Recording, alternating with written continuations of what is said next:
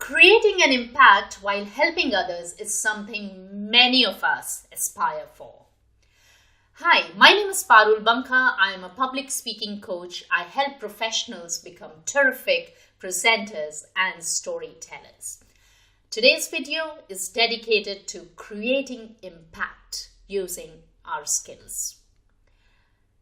I want to share an inspirational story with you, but it's not my own story.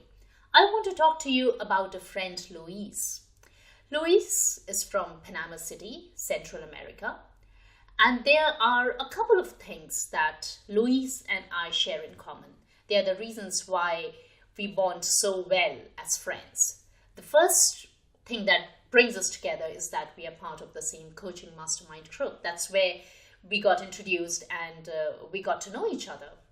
The second thing that brings us together, that makes us stand in solidarity, is that we have both experienced cancer.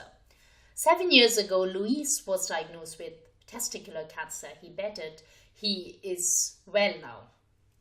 5 years ago, I was diagnosed with breast cancer and I managed to survive. So we are both cancer survivors. Yay, we belong to the group, to the club of cancer survivors. And that's a very strong factor that brings us together. But there is a third factor that binds us, and that is our willingness to make an impact while we are still alive on this planet. And today's story is about how Louise creates that impact every single day of his life.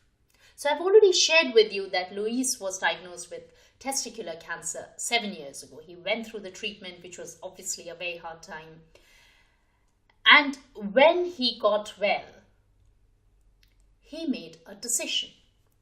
He made the decision that for the rest of his life, whatever it would be, however long it would be, he would help other people. And so he decided that he would want to build awareness about cancer, to help people get diagnosed as quickly as possible, because if they know about cancer, if they understand cancer as a condition, it is likely that they would go and see their doctors more often, more regularly, if they spot something amiss. And he also decided that he would like to help those people who have already been touched by cancer by helping them cope better through his own experience.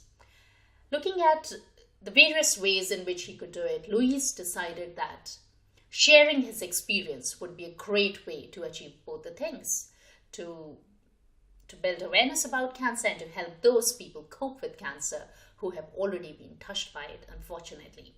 There was just one challenge to this whole decision-making and to this whole plan. The challenge was that Louise didn't see himself as a public speaker. He neither believed that he had the skills to do it, nor did he believe that he was cut out for such a thing. But you see, the amazing thing is that even though he felt he didn't have the skills or he didn't have the confidence, his desire to help people was so strong that he made another decision. He decided to overcome these two limitations. So what did Louise do? He enrolled for a public speaking course. He acquired the public speaking skills. He also spent time building confidence around public speaking. In fact, Louise was sharing with me that he was so shy that he couldn't even strike a conversation with a stranger. The whole idea of walking up to a stage, standing there in front of people and talking about an intimate personal experience was beyond imagination for him. But you see, what he could do or what he couldn't do, or in his head what he thought he could do or what he couldn't do, didn't really stop him from doing it. And that's the most amazing part about Louise's story. So he got the skills, he worked on his mindset, worked on his psychology, he put himself out there. He was willing to take that risk of putting himself out there and sharing his story. And today, Louise is a coach. He helps people through training. He helps people going through cancer. He helps them cope better. And he was also invited on TV. So I have a friend who's a television celebrity. Hoo, hoo, hoo. How cool is that? It's really cool. The reason why I'm talking about Louise today is there are so many things we can learn from his story. Number one, we may have certain limitations or we may lack certain skills, but those limitations and the lack of those skills don't have to define us.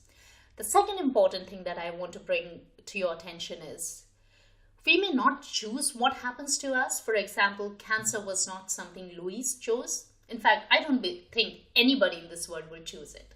But how you respond to that event and what you decide to do on the base of that event is completely your choice. So things happen to us, events happen to us, but they don't have to necessarily define us. Or they can actually define us wherein we say, you know what? I'm going to put that thing in its place. I'm going to create an impact and help other people because my wish, my desire to create that impact, to help other people and to build my legacy is bigger than that event that has tried to contain me and challenge me. So I hope you found that story inspirational. Just the last takeaway from it, public speaking is a great tool to create the impact that you want to create. So if you believe that you don't have the skills, you believe you are not cut out for that kind of a thing, think again. You have so much to offer this world. Do not dilute what you can offer to this world. If you do that, you are not only doing a disservice to yourself, but also to this world. So have a think about it. I'll come back and speak to you about a different topic on public speaking. And Louise, thank you so much. Thank you so much for sharing your personal story with me and allowing me to share this story with my audience. Un abrazo grande, amigo. I look forward to speak to you again. Till then, you take care. Bye.